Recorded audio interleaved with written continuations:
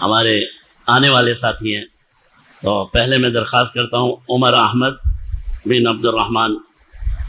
2 मिनट के लिए आ जाएं और तिलावत कुरान की।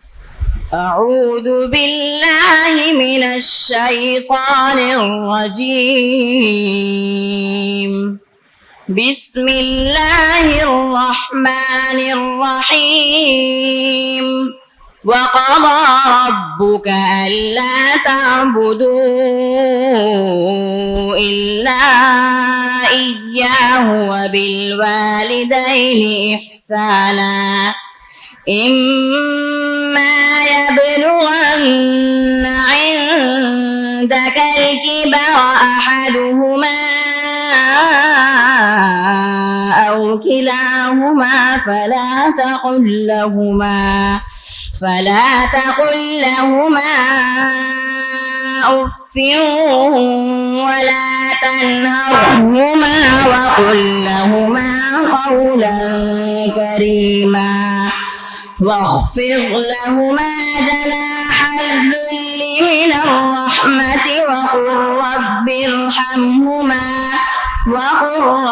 ارحمهما كما ربياني صغيرا ربكم أعلم بما في نفوسكم إن تكونوا صالحين فإنه كان للأوابين غفورا وآت ذا القربى حقه والمسكين وابن السبيل ولا تبذر تبذيرا صدق الله العظيم.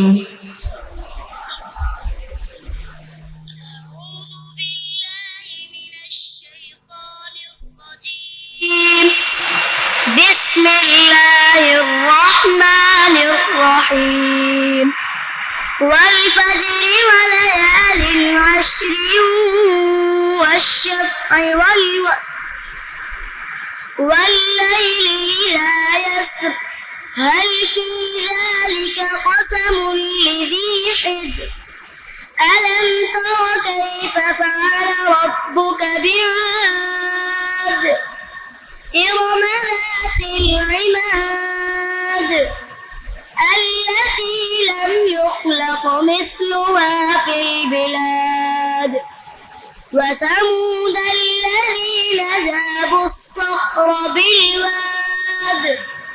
وفرعون ذي الأوتاد الذين طغوا في البلاد فأكثروا فيها الفساد فصب عليهم ربك سوط عذاب إن ربك لبالمرصاد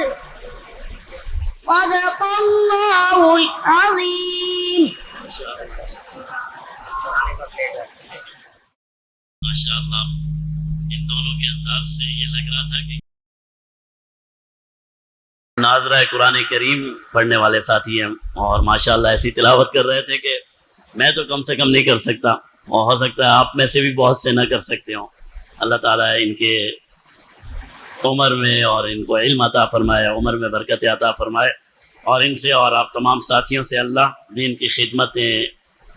आपको करने की तौफीक अता फरमाए।